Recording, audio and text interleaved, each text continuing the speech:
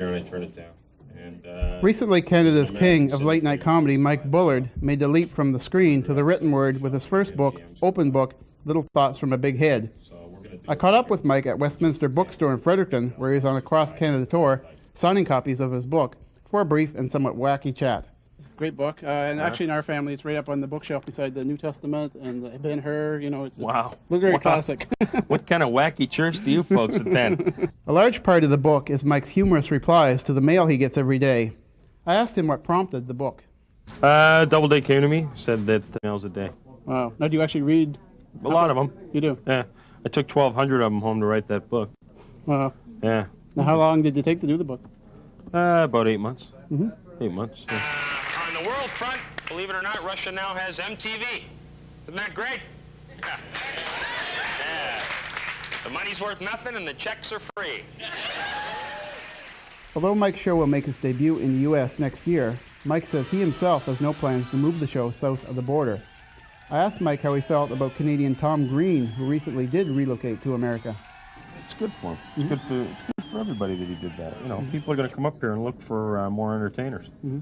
And if that's what that translates into, it can't be a bad thing for people who work here. So you don't regard him as selling out to the... No, not really. Mm-hmm. No.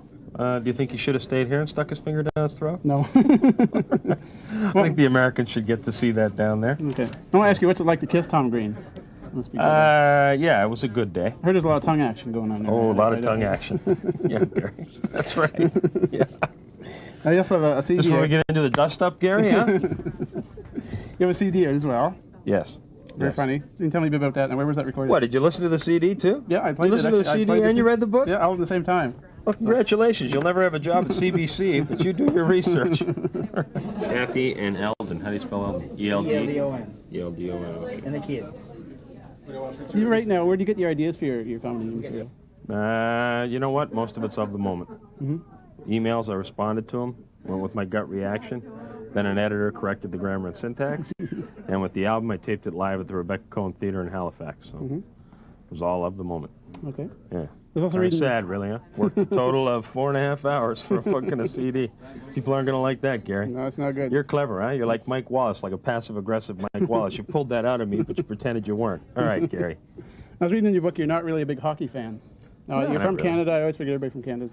Yeah, we got a lot of letters implying that I was a communist, that I shouldn't really live here. So I read a couple of hockey books so that I would have more information at my disposal. Mm-hmm. But I'm still not... I like to go down and watch a game at the Air Canada Centre in Toronto. I like the Leafs. Right. So I watch more hockey now, but you know, I'm not a fanatic. Now, is there anybody that hasn't been on your show that you'd like to at some point? I always wanted Pierre Trudeau.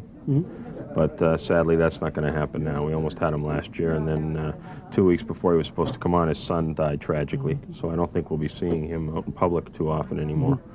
I'd like to get Donald Sullivan. He's pretty elusive. Okay. He's here quite often, but we never seem to get a chance to get him. He's not in Toronto that often. So with us, it's if you're an $8 cab ride from the studio. That's our main criteria. It turns out most of these people happen to be Canadian, so that's why people think it's a Canadian show. Okay. But with us, it's, you know, how cheaply can we get you there? Has there been any one person that you just hated and you wish they'd never come back? No. Actually, I can't say that. They've all been pretty good. We've had some people who copped a lot of attitude. Yeah. Some of your bigger names, but no, pretty good, actually. My criteria is that you treat the people who work on the show as well as you treat me. Okay. And I'm not looking to see how you're going to treat me. I'm looking to see how you treat the people who work in production and the crew and stuff. And if that's the case, you won't be back if you're negative. Okay. Now you're going right across the country now, right now, promoting the book? This is it, baby. Been everywhere? Yep, tonight, and that's it. I'm done. Okay. I've gone from one end of the country to the other. So not up north in the, Northwest Territories or anywhere? No, I didn't go to the Northwest Territories. I didn't go to the Northwest Territories.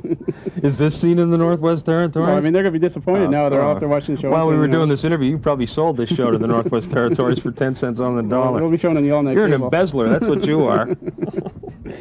Well, I want to thank you for talking to us. I want to thank you. And I already actually got an advance copy of your next book, Backyard Birds. Backyard Birds. So that's going to be coming out in the new year. And I'm looking forward to that. Anyway, Mike Bullard. Put it right up there beside Ben-Hur, Gary. We will. I'll put that One there. of your favorites. He does them alphabetically. Backyard Birds, Ben-Hur. See you later, man. Good to meet you.